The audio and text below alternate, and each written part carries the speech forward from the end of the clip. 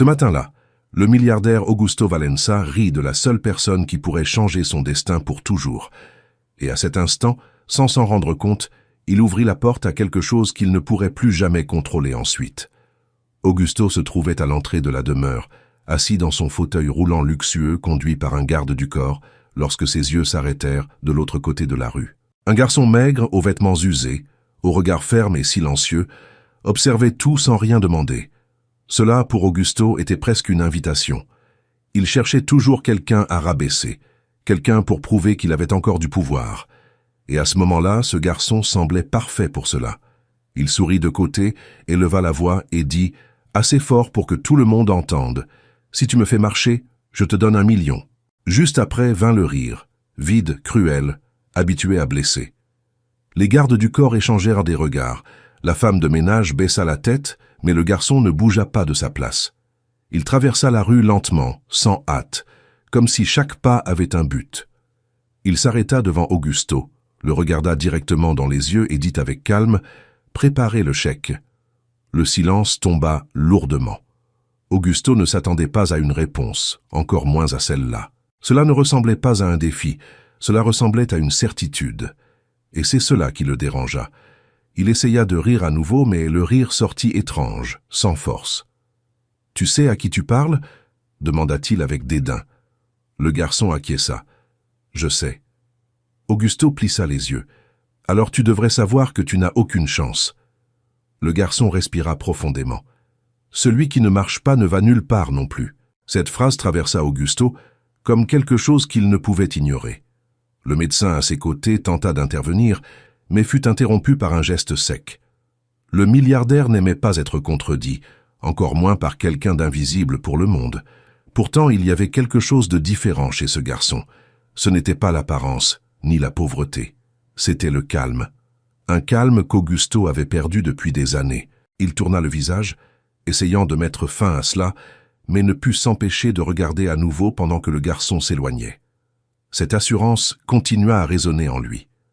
Pendant le reste de la journée, Augusto essaya d'agir comme toujours. Il cria sur les employés, se plaignit de tout, traita tout le monde avec mépris. Mais rien ne semblait suffisant pour effacer cette sensation étrange. Cette nuit-là, il ne réussit pas à dormir. Ce ne fut pas la douleur dans les jambes, ce fut la pensée insistante. Le regard du garçon, la certitude dans la voix, quelque chose qui n'avait pas de sens dans le monde qu'il connaissait. Pendant ce temps, de l'autre côté de la ville, le garçon se recroquevillait sous un viaduc, serrant ses propres bras pour supporter le froid. Il n'avait ni nourriture, ni confort, mais il avait quelque chose qu'Augusto n'avait plus, l'espoir. Il ferma les yeux et crut. Le lendemain, Augusto se réveilla irrité contre lui-même. Il essaya d'ignorer tout, appela le médecin, exigea des examens, déchargea sa frustration sur tous ceux qui l'entouraient. Mais l'idée continuait d'être là. Et si ce garçon revenait? Et si cela n'était pas seulement de la folie? Dans la demeure, l'histoire se répandit. Henrique, le fils, l'entendit pendant le petit déjeuner et n'aima pas du tout ce qu'il entendit. « 1 million pour un mendiant ?» dit-il avec mépris. Laetitia acquiesça immédiatement. Cela peut devenir un problème. Augusto resta silencieux, et ce silence fut ce qui attira le plus l'attention. Henrique le remarqua immédiatement. Quelque chose était différent, et cela était dangereux. Il ne pouvait permettre que rien ne menace le contrôle qu'il avait sur l'avenir de la famille. Sans perdre de temps, il appela le chef de la sécurité et donna l'ordre. « Si ce garçon réapparaît, je ne veux pas qu'il s'approche d'ici. » De l'autre côté de la ville, le garçon se réveillait tôt. Le corps lui faisait mal, mais la décision était déjà prise. Il reviendrait. Non pour l'argent, mais parce qu'il avait donné sa parole. Et pour lui, une promesse était quelque chose de sérieux. Quand il arriva à nouveau près de la demeure, il perçut le climat différent. Plus de gardes, portail fermé, regards attentifs. Pourtant, il resta de l'autre côté de la rue, en silence. Augusto vit tout depuis la fenêtre. Son cœur s'accéléra. Il est revenu. Avant qu'il ne puisse réagir, Henrique entra dans le bureau. « Cela doit s'arrêter », dit-il froidement. Augusto répondit sans regarder. « Tu ne décides pas cela. » Dehors, un garde s'approcha du garçon. « Va-t'en !» Le garçon ne discuta pas. « Je veux seulement lui parler. » La poussée vint forte. Il tomba par terre. Pendant un instant, tout devint silencieux. Le garçon se releva lentement, épousseta la poussière et resta debout à nouveau. Augusto vit cela et ressentit quelque chose qu'il n'avait pas ressenti depuis très longtemps. Un malaise. Ce n'était pas de la pitié, c'était quelque chose de plus profond. « Laissez-le entrer », ordonna-t-il. Le portail s'ouvrit. Le garçon marcha jusqu'à lui sans hésiter. La demeure ne semblait pas l'impressionner, et cela, d'une certaine façon, dérangeait encore plus Augusto. « Tu es revenu, dit-il. « Je suis revenu. Pourquoi ? Pour accomplir ce que j'ai dit. » Augusto essaya de sourire. « Et comment comptes-tu faire cela ?» Le garçon s'approcha. « D'abord, monsieur, vous devez changer. » Augusto fronça les sourcils. « Changer ? » ?»« Oui, arrêtez de traiter les gens comme s'ils n'étaient rien. » Ces paroles restèrent dans l'air. Henrique tenta d'intervenir mais fut interrompu. Augusto leva la main. « Laisse-le parler. » Le garçon continua. « Tant que vous ne faites que commander, personne ne veut vraiment aider. » Le silence s'empara de l'environnement. Augusto ne répondit pas immédiatement. Pour la première fois, il n'avait pas de réponse toute prête. Cela le dérangeait. Mais en même temps, quelque chose en lui commençait à céder. « Tu as 3 jours, dit-il enfin. Après cela, c'est fini. » Le garçon acquiesça. « C'est suffisant. » Quand il sortit, Henrique serra les poings. Cela allait trop loin, et il ne permettrait pas que cela continue. Cette nuit-là, Augusto ne pensa ni à l'argent ni au pouvoir. Il pensa à la possibilité que quelque chose change. Pour la première fois depuis des années, il dormit avec de l'espoir. Le 3e jour, Augusto se réveilla, avant même le lever du soleil. Il n'appela personne, ne se plaignit pas de la douleur, n'exigea rien. Il resta simplement à regarder ses propres jambes, comme si pour la première fois, il ne voyait pas seulement la limitation, mais la possibilité. Le silence de la chambre semblait différent. Pour la première fois depuis très longtemps, il ne se sentait pas vide. Il y avait quelque chose là, de l'attente.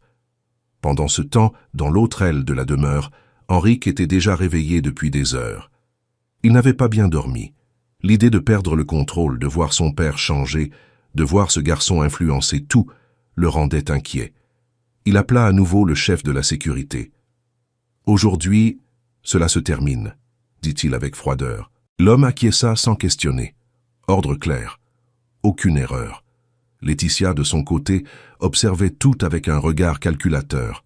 « Nous ne pouvons pas laisser cela devenir un spectacle, » dit-elle. « J'ai déjà appelé pour régler ça. » Henrique la regarda. Il ne demanda pas comment. Il n'en avait pas besoin. De l'autre côté de la ville, le garçon marchait avec difficulté. Le corps lui faisait encore mal, à cause de la chute de la veille, le genou blessé brûlait à chaque pas. Pourtant, il continuait. Il n'y avait aucun doute dans son esprit. Il devait revenir. Non à cause de l'argent, mais parce que quelque chose de plus grand avait été initié. Quand il arriva près de la demeure, il perçut immédiatement que quelque chose n'allait pas. L'environnement était plus tendu, plus de garde, plus de mouvement.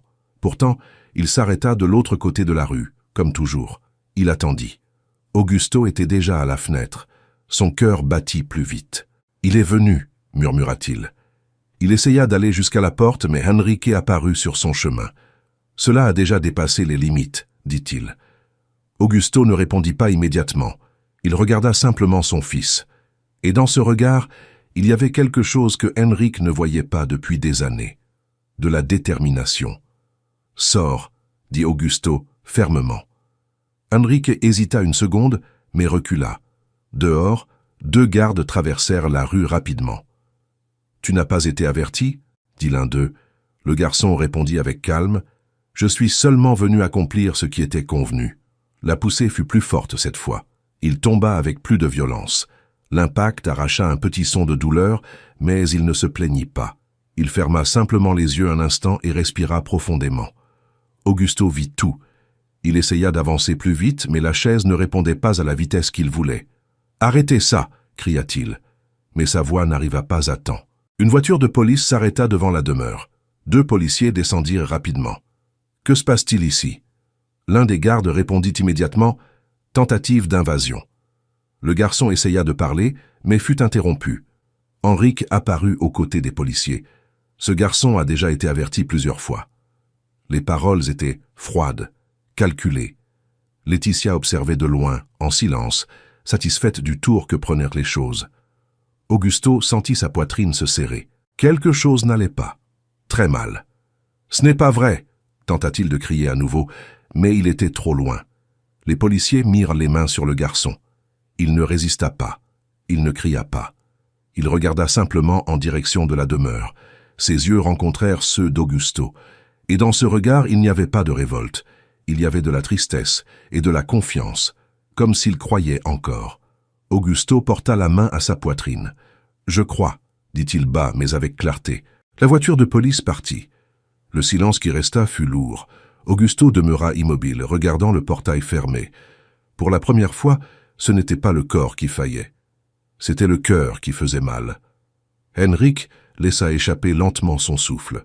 « C'est fini, dit-il. » Laetitia acquiesça d'un léger signe de tête, mais Augusto ne répondit pas. Cette nuit-là, il ne cria pas, ne se plaignit pas, n'appela personne. Il resta seul dans sa chambre, regardant le vide. Et alors quelque chose changea. Ce ne fut pas une décision impulsive, ce fut quelque chose de plus profond. Il ne pouvait pas laisser cela se terminer ainsi. Le lendemain matin, il appela le chef de la sécurité. « Je veux savoir où ils ont emmené le garçon. » L'homme hésita. « Monsieur, peut-être vaut-il mieux laisser cela ?» Augusto l'interrompit d'un regard ferme. « Maintenant. » Des heures plus tard, la réponse arriva. Le garçon avait été emmené dans un commissariat éloigné, mais il n'y était plus. Il avait été libéré et avait disparu. Cela fit ressentir à Augusto un vide encore plus grand. Disparu. Le mot résonna. Pendant ce temps, dans un autre point de la ville, le garçon marchait seul. Le corps fatigué, la douleur présente, mais l'esprit ferme. Il savait qu'il devait s'éloigner. Quelque chose n'était pas correct. Il s'arrêta dans une ruelle étroite pour se reposer. C'est alors qu'il entendit des pas. Rapide. Plus d'un. Avant qu'il ne puisse réagir, des mains le saisirent. Tout se passa rapidement. Le monde s'obscurcit. Dans la demeure, Henrique parlait à voix basse avec Laetitia. « Maintenant, il n'y a plus de retour en arrière, dit-il. Cela devait être fait. » Laetitia observait simplement, sans émotion. « Tu as réglé ça ?» Henrique acquiesça. « Personne n'interférera dans ce qui est à nous. » Mais ils ne remarquèrent pas que, dans le couloir, quelqu'un avait écouté une partie de la conversation. Augusto. Pas tout, mais suffisamment pour réveiller quelque chose d'encore plus fort en lui. La méfiance. Cette nuit-là, il prit une décision définitive. Il appela un ancien enquêteur privé.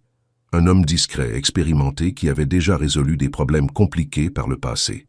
« Je veux que tu trouves un garçon, » dit Augusto, « et je veux que tu enquêtes sur mon fils. » À l'autre bout de la ligne, il y eut un bref silence. « C'est sérieux ?» Augusto répondit sans hésiter. « Plus que tout. » Pendant ce temps, le garçon se réveillait lentement dans un endroit inconnu. Le sol était froid, l'environnement sombre. Ses mains étaient attachées.